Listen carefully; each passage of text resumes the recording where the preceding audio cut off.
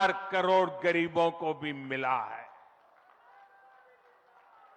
आज भारत अपने तीर्थों को भी संवार रहा है, तो वहीं डिजिटल टेक्नोलॉजी की दुनिया में भी हमारा देश छाया हुआ है। आज भारत काशी विश्वनाथ धाम के पुनर्निर्माण के साथ ही देश में 30,000 से ज्यादा पंचायत भवन भी बनवा रहा है। आज देश में सिर्फ केदार धाम का पुनरुद्धार ही नहीं हुआ है, बल्कि 315 से ज्यादा नए मेडिकल कॉलेज भी बने हैं। आज देश में महाकाल महालोक का निर्माण ही नहीं हुआ है, बल्कि हर घर जल पहुंचाने के लिए पानी की 2 लाख से ज्यादा टंकियां भी बनवाई है। हम चांद, सूरज और समुद्र की गहराइयों की भी नाप रहे हैं, तो अपनी पौराणिक मूर्तियों को भी रिकॉर्ड संख्या में भारत वापस ला रहे हैं। आज के भारत का मिजाज यहां अयोध्या में स्पष्ट दिखता है। आज यहां प्रगति का उत्सव है, तो कुछ दिन बाद यहां परंपरा का उत्सव भी होगा। आज यहां विकास की भव्यता दिख रही है, तो कुछ दिनों बाद यहां विरासत की भव्यता और दिव्यता दिखने वाली है। यही तो भारत है। विकास और विरासत की यही साझा ताकत भारत को 21वीं सदी में सबसे आगे ले जाएगी।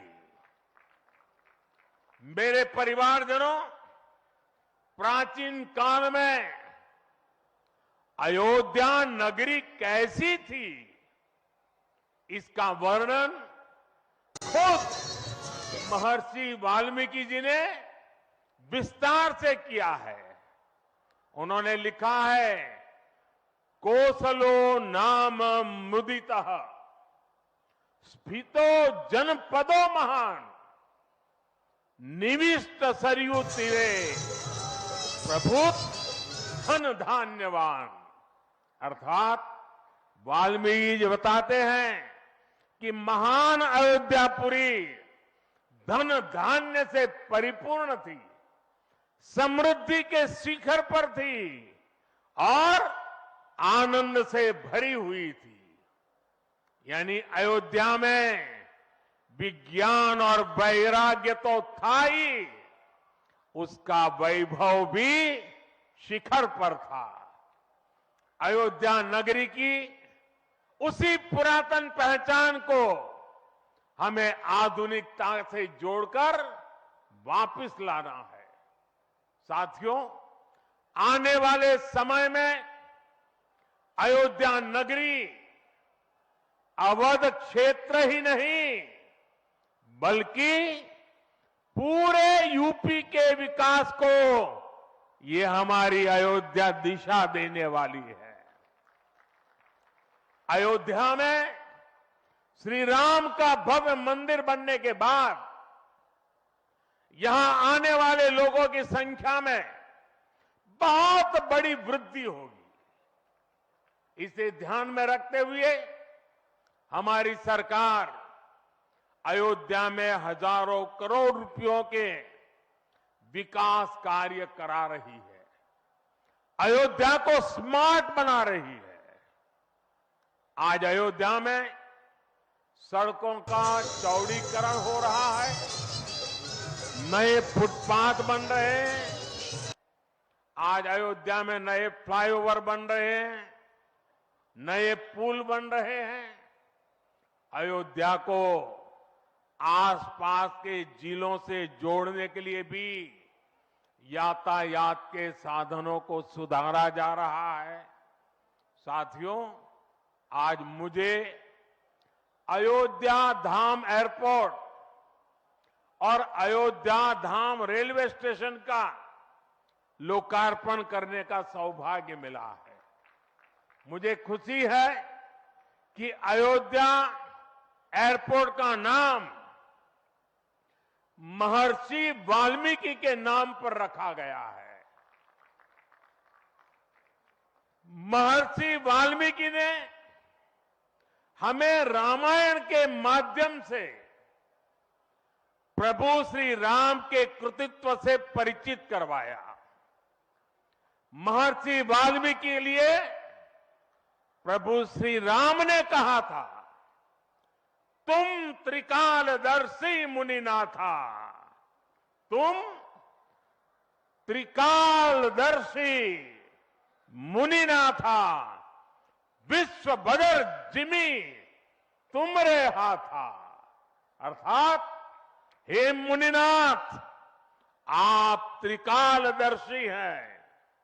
संपूर्ण विश्व आपके लिए हथेली पर रखे हुए बेर के समान है। ऐसे त्रिकालदर्शी महर्षि वाल्मीकि जी के नाम पर अयोध्या धाम एयरपोर्ट का नाम इस एयरपोर्ट में आने वाले हर यात्री को धन्य करेगा। महर्षि वाल्मीकि द्वारा रचित रामायण वो ज्ञान मार्ग है जो हमें प्रभु श्री राम से जोड़ती है। आधुनिक भारत में महर्षि वाल्मीकि इंटरनेशनल एयरपोर्ट अयोध्या धाम हमें दिव्य भव्य नव्य राम मंदिर से जोड़ेगा। जो ये नया एयरपोर्ट बना है उसकी क्षमता हर साल 10 लाख यात्रियों को सेवा करने की क्षमता है। जब इस एयरपोर्ट के दूसरे चरण का काम भी पूरा हो जाएगा तो महर्षि वाल्मीकि इंटरनेशनल एयरपोर्ट पर हर साल 60 लाख यात्री आ जा सकेंगे। अभी अयोध्या धाम रेलवे स्टेशन पर हर रोज 10-15 हजार लोगों को उनकी सेवा करने की क्षमता है। स्टेशन का पूरा विकास होने के बाद अयोध्या धाम रेलवे स्टेशन पर हर रोज 60,000 लोग आ जा सकेंगे। साथियों, एयरपोर्ट, रेलवे स्टेशनों के अलावा आज यहां अनेक पथों का, मार्गों का भी लोकार्पण हुआ है। राम पथ, भक्ति पथ, धर्म पथ और श्री राम जन्मभूमि पथ से आवाजाही और सुगम होगी। अयोध्या में आज ही कार पार्किंग स्थलों का लोकार्पण किया गया है। नए मेडिकल कॉलेज से यहां आरोग्य की सुविधाओं को और विस्तार मिलेगा। सरयू जी की निर्मलता बनी रहे, इसके लिए भी डबल इंजन सरकार पूरी तरह समर्पित है। सरयू जी में गिरने वाले दूषित पानी को रोकने के लिए भी काम शुरू हुआ है। राम की पैड़ी को एक नया स्वरूप दिया गया है। सरयू के किनारे नए नए घाटों का विकास हो रहा है। यहां के सभी प्राचीन कुंडों का पुनरुद्धार भी किया जा रहा है। लता मंगेशकर चौक हो या राम कथा स्थल, ये अयोध्या की पहचान बढ़ा रहे हैं। अयोध्या में बनने जा रही नई टाउनशिप यहां के लोगों का जीवन और आसान बनाएगी। विकास के इन कार्यों से अयोध्या में रोजगार और स्वरोजगार के नए अवसर भी बनेंगे। इससे यहां के टैक्सी वाले, रिक्शा वाले, होटल वाले, ढाबे वाले, प्रसाद वाले, फूल बेचने वाले, पूजा का सामग्री बेचने वाले, हमारे छोटे मोटे दुकानदार भाई, सभी की आय बढ़ेगी। मेरे परिवारजनों, आज यहां आधुनिक रेलवे के निर्माण की तरफ एक और बड़ा कदम देश ने उठाया है। वंदे भारत और नमो भारत के बाद आज एक और आधुनिक ट्रेन देश को मिली है। इस नई ट्रेन सीरीज का नाम अमृत भारत ट्रेन रखा गया है। वंदे भारत, नमो भारत और अमृत भारत ट्रेनों की ये त्रिशक्ति भारतीय रेलवे का कायाकल्प करने जा रही है। इससे बड़ी खुशी की बात क्या हो सकती है कि पहली अमृत भारत ट्रेन अयोध्या से गुजर रही है। Delhi Darbhanga Amrit Bharat express train Delhi, UP, Bihar के लोगों की यात्रा को आधुनिक बनाएगी। इससे बिहार के लोगों के लिए भव्य राम मंदिर में विराजने जा रहे रामलला के दर्शन को और सुगम बनाएगी।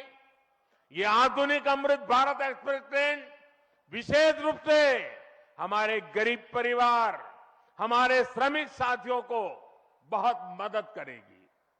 श्री रामचरित मानस में गोस्वामी तुलसीदास जी ने कहा है, परहित सरिस धर्म नहीं भाई, पर पीड़ा सम नहीं अदमाई। अर्थात दूसरों की सेवा करने से बड़ा और कोई धर्म, कोई और कर्तव्य नहीं है। आधुनिक अमृत भारत ट्रेनें गरीब की सेवा इसी भावना से ही शुरू की गई है। जो लोग अपने काम के कारण अक्सर लंबी दूरी का सफर करते हैं, जिनकी उतनी आमदनी नहीं है, वे भी आधुनिक सुविधाओं और आरामदायक सफर के हकदार हैं। गरीब के जीवन की भी गरिमा है। इसी ध्येय के साथ इन ट्रेनों को डिजाइन किया गया है। आज ही पश्चिम बंगाल और कर्नाटका के साथियों को भी उनके राज्य की पहली अमृत भारत एक्सप्रेस ट्रेन मिली है। मैं इन राज्यों को भी अमृत भारत ट्रेनों की बधाई दूंगा। मेरे परिवारजनों, विकास और विरासत को जोड़ने में वंदे भारत एक्सप्रेस बहुत बड़ी भूमिका निभा रही है। देश की पहली वंदे भारत एक्सप्रेस ट्रेन काशी के लिए चली थी। आज देश के 34 रूट पर वंदे भारत एक्सप्रेस ट्रेनें चल रही है। काशी, वैष्णो देवी के लिए कटरा, उज्जैन, पुष्कर, तिरुपति, शिरडी, अमृतसर, मदुरई, आस्था के ऐसे हर बड़े केंद्रों को वंदे भारत जोड़ रही है। इसी कड़ी में आज अयोध्या को भी वंदे भारत ट्रेन का उपहार मिला है। आज अयोध्या धाम जंक्शन, आनंद विहार वंदे भारत शुरू की गई है। इसके अलावा आज कटरा से दिल्ली, अमृतसर से दिल्ली, कोयम्बटूर बेंगलुरु, मंगलुरु मडगांव, जालना मुंबई, इन शहरों के बीच भी वंदे भारत की नई सेवाएं शुरू हुई है। वंदे भारत में गति भी है, वंदे भारत में आधुनिकता भी है और वंदे भारत में आत्मनिर्भर भारत का गर्व भी है। बहुत ही कम समय में वंदे भारत से 1.5 करोड़ से अधिक यात्री सफर कर चुके हैं। विशेष तौर पर युवा पीढ़ी को ये ट्रेन बहुत पसंद आ रही है। साथियों, हमारे देश में प्राचीन काल से ही तीर्थ यात्राओं का अपना महत्व रहा है, अपना गौरवशाली इतिहास रहा है। बद्री विशाल से सेतुबंध रामेश्वरम की यात्रा, गंगोत्री से गंगा सागर की यात्रा, द्वारकाधीश से जगन्नाथपुरी की यात्रा, द्वादश ज्योतिर्लिंग की यात्रा, 4 धामों की यात्रा, कैलाश मानसरोवर यात्रा, कांवड़ यात्रा, शक्ति पीठों की यात्रा, पंढरपुर यात्रा, आज भी भारत के कोने कोने में कोई न कोई यात्रा निकलती रहती है। लोग आस्था के साथ उनसे जुड़ते रहते हैं। तमिलनाडु में भी कई यात्राएं प्रसिद्ध हैं। शिवस्थल पाद यात्रिरई, मुरुगनंकु कावड़ी यात्रिरई, वैष्णव तिरुपति यात्रिरई, अस्मन तिरुत्तल यात्रिरई, केरला में सबरीमाला यात्रा हो, आंध्र तेलंगाना में मेदाराम में समक्का और सरक्का की यात्रा हो, नागोबा यात्रा, इनमें लाखों की संख्या में श्रद्धालु जुड़ते हैं। यहां बहुत कम लोगों को पता होगा कि केरला में भगवान राम और उनके भाइयों भरत, लक्ष्मण और शत्रुघ्न के धाम की भी यात्रा होती है। ये यात्रा नालंबम यात्रा के नाम से जानी जाती है। इसके अलावा देश में कितनी ही परिक्रमाएं भी जारी रही है। गोवर्धन परिक्रमा, पंचकोशी परिक्रमा, 84 कोसी परिक्रमा, ऐसी यात्राओं और परिक्रमाओं से हर भक्त का ईश्वर के प्रति जुड़ाव और मजबूत होता है। बौद्ध धर्म में भगवान बुद्ध से जुड़े स्थलों गया, लुम्बिनी, कपिलवस्तु, सारनाथ, कुशीनगर की यात्राएं होती हैं। राजगीर बिहार में बुद्ध अनुयायियों की परिक्रमा होती है। जैन धर्म में पावागढ़, समेत शिखर जी, पालीताना, कैलाश की यात्रा हो। सिखों के लिए पंचतख्त यात्रा और गुरुधाम यात्रा हो। अरुणाचल प्रदेश में नॉर्थ ईस्ट से परशुराम कुंड की विशाल यात्रा हो। इनमें शामिल होने के लिए श्रद्धालु पूरी आस्था के साथ जुड़ते हैं। देश भर में सदियों से हो रही इन यात्राओं के लिए वैसा ही समुचित इंतजाम भी किए जाते हैं। अब अयोध्या में हो रहे ये निर्माण कार्य यहां आने वाले हर राम भक्त के लिए अयोध्या धाम की यात्रा को, भगवान के दर्शन को और आसान बनाएंगे। साथियों, ये ऐतिहासिक क्षण बहुत भाग्य से हम सभी के जीवन में आया है। हमें देश के लिए नव संकल्प लेना है, खुद को नई ऊर्जा से भरना है। इसके लिए 22 जनवरी को आप सभी अपने घरों में, मैं पूरे देश के 140 करोड़ देशवासियों को अयोध्या की इस पवित्र भूमि से प्रार्थना कर रहा हूं। अयोध्या की प्रभु राम की नगरी से प्रार्थना कर रहा हूं। मैं 140 करोड़ देशवासियों को हाथ जोड़ करके प्रार्थना कर रहा हूं कि आप 22 जनवरी को जब अयोध्या में प्रभु राम विराजमान हो, अपने घरों में भी श्री राम ज्योति जलाएं, दीपावली मनाएं। 22 जनवरी की शाम पूरे हिंदुस्तान में जगमग जगमग होनी चाहिए। लेकिन साथ ही मेरे सभी देशवासियों से एक करबद्ध प्रार्थना और भी है। हर किसी की इच्छा है कि 22 जनवरी को होने वाले आयोजन का साक्षी बनने के लिए वो स्वयं अयोध्या आए। लेकिन आप भी जानते हैं कि हर किसी का आना संभव नहीं है। अयोध्या में सबका पहुंचना बहुत मुश्किल है और इसलिए सभी राम भक्तों को, देश भर के राम भक्तों को, उत्तर प्रदेश के विशेष करके राम भक्तों को मेरा हाथ जोड़ करके प्रणाम के साथ प्रार्थना है, मेरा आग्रह है कि 22 जनवरी को एक बार विधि पूर्वक कार्यक्रम हो जाने के बाद 23 तारीख के बाद अपनी सुविधा के अनुसार वो अयोध्या आए। अयोध्या आने का मन 22 तारीख को न बनाए।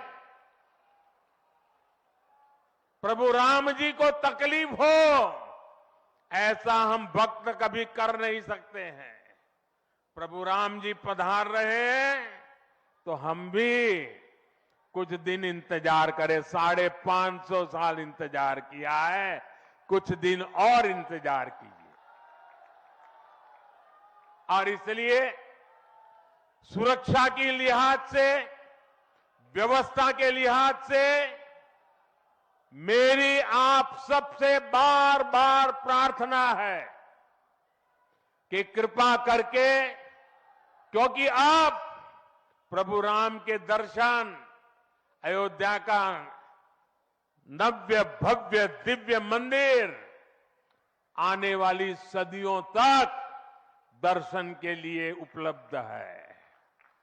आप जनवरी में आए, फरवरी में आए, मार्च में आए, 1 साल के बाद आए, 2 साल के बाद आए, मंदिर है ही।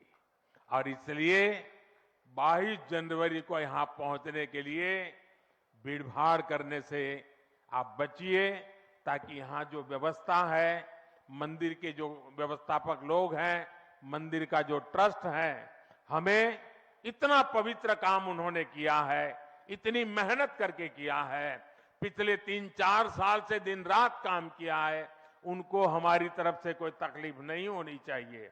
और इसलिए मैं बार बार आग्रह करता हूं कि 22 को यहां पहुंचने का प्रयास हम न करें। कुछ ही लोगों को निमंत्रण गया है, वे लोग आएंगे और 23 के बाद सारे देशवासियों के लिए आना बड़ा सरल हो जाएगा। साथियों, आज मेरा एक आग्रह मेरे अयोध्या के भाई बहनों से, आपको देश और दुनिया के अनगिनत अतिथियों के लिए तैयार होना है। अब देश दुनिया के लोग लगातार हर रोज अयोध्या आते रहेंगे। लाखों की तादाद में लोग आने वाले हैं, अपनी अपनी सुविधा से आएंगे। कोई 1 साल में आएगा, 2 साल में आएगा, 10 साल में आएगा, लेकिन लाखों लोग आएंगे।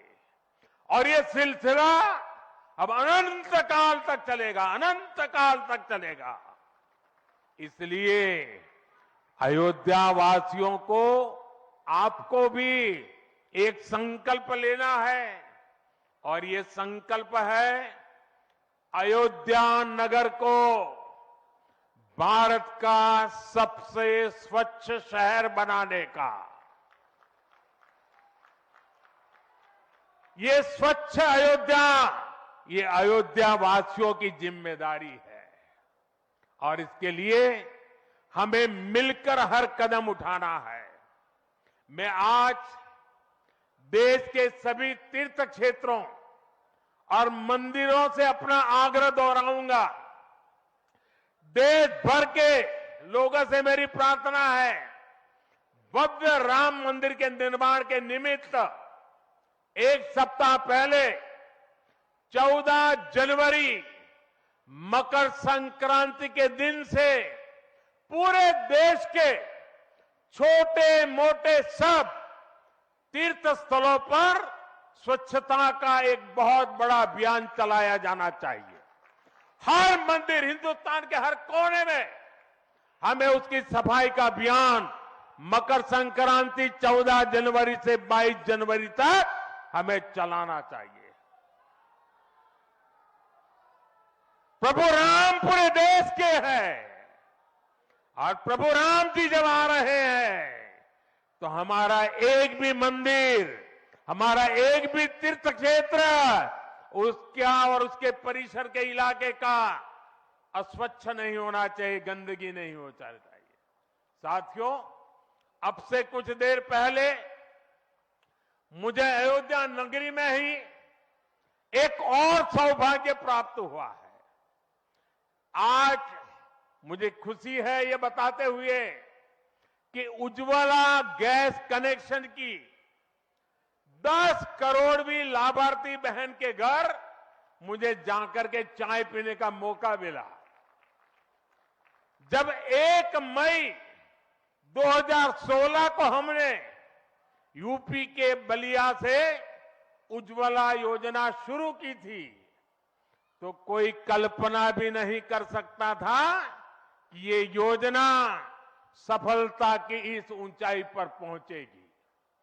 इस योजना ने करोड़ों परिवारों का, करोड़ों माताओं बहनों का जीवन हमेशा के लिए बदल दिया है।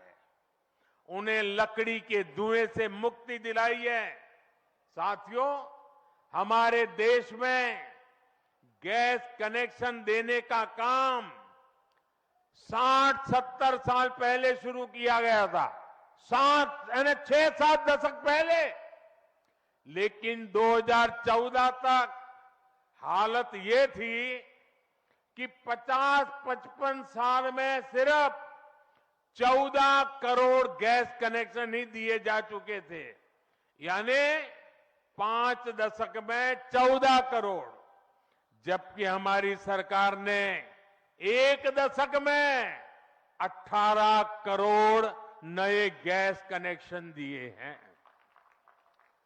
और इस 18 करोड़ में 10 करोड़ गैस कनेक्शन मुफ्त में दिए गए हैं, उज्ज्वला योजना के तहत दिए गए हैं। जब गरीब की सेवा की भावना हो, जब नीयत नेक हो, तो इसी तरह से काम होता है, इसी तरह के नतीजे मिलते हैं।